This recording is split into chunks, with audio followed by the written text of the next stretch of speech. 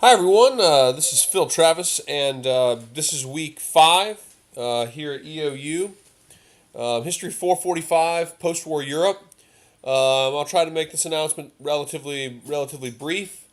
We, of course, have our midterm exam this week. Um, do you see the study guide for the midterm exam? I basically give you a peek into uh, what the essays will be on. There will be a multiple choice section on the test, just like the quizzes you've taken, and you might go back and think about what we had on the various quizzes, as well as quizzes and discussion forums and these types of things. Certainly are areas of consideration for questions in the multiple choice section. So there's a multiple choice section, and there's an essay. You write one of two essays. You get to choose which one you want to write about. Remember, these are big point essays, probably 30 or 40 points. So I want thorough responses. I want responses that explain in detail and fulfill a certain desired level of analysis as well. So I want analysis and I want specific detail on these essays. Again, take a look at the essay topics on the study guide. I will give you the topic. I won't tell you the exact question because I don't want you to. I don't want anybody to copy and paste a response. I want you to prepare for the essay topic. I want you to study. I want you to take notes. I want you to have bullet points for your potential essay. But I want you to have to respond to the question as it's asked, as opposed to being able to pre-write an essay. Um, so I'll give you the topic for the essays, but we'll have the question actually appear when you take the test. So midterm this week, see the study guide, multiple choice section as well as an essay section, possible map.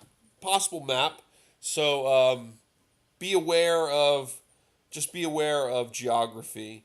Um, in this class, we've been talking a lot about the borders and boundaries of these new countries, and so do see some of the maps. I've used a number of maps in the discussions, in the reading and assignments, and the pictures that are in those areas. So as well as on the PowerPoints. So do see those and review the PowerPoints if you need. Okay, this week we are reading from Jute, chapter 10, 11, and 12. We are talking about the emergence of a more affluent Europe, the sort of resurgence of European economies in the 1960s, particularly. We're going to talk about the emergence of the modern social democracies, and also a comparison between the British economy and the German economy. So this is what we're reading this week.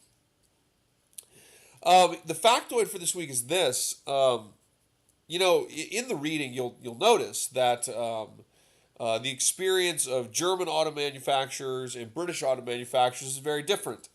And there's a number of factors, and this is part of your discussion, so I'm not going to go into depth on the factors, but there's a number of factors. But to make the long story short, German manufacturers, auto manufacturers, of course, boomed. And today, of course, German auto manufacturers are considered the preeminent in the world, right?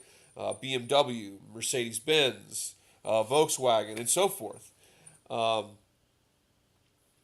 but a lot of people don't even remember that the British were initially very robust auto manufacturers. The British Motor Corporation, and also Leyland, um, actually manufactured a tremendous amount of cars in Great Britain during the 60s and 70s. However, the experience of the British Motor Corporation was such that it was bought out. Ultimately, um, um, bought out by BMW, and so British auto manufacturing really took a tailspin, and today there's really no major automobiles manufactured in Great Britain, whereas Germany is considered really the zenith of auto manufacturing in the world.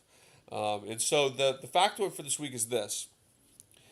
In the period from really about 1900 to 1960, 1970,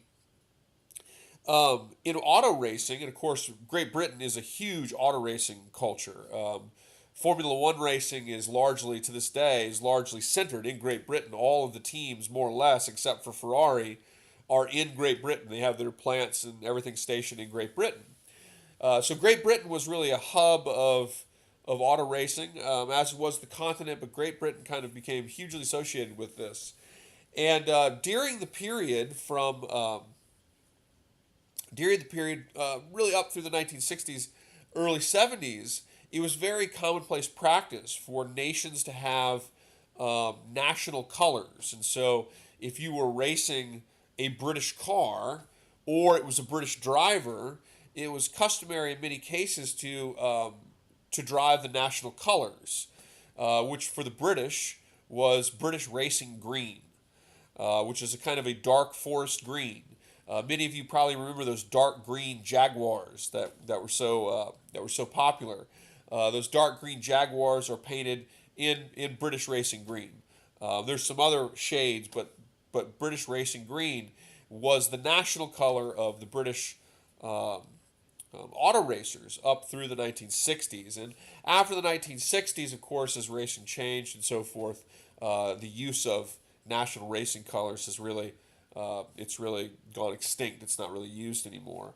But for years and years and years, it was customary for many countries, the United States, Italy, and of course Great Britain and others, to have national racing colors. And like I said, the colors might be because of a British driver, it might be because of a British car, but the British racing colors were that deep kind of forest green, British Racing Green, which was seen on many of the Jaguar models from this era. Okay, guys, so email me that factoid. I know that was a little bit long, and hopefully that is interesting to make sense to you. But email me that factoid no later than Wednesday by midnight. And don't forget we have a test this week. Email me if you have any questions. Pretty interesting reading this week, and it gets even more interesting next week, in my own personal opinion. So, so everyone's enjoying the class, and let's have a great week.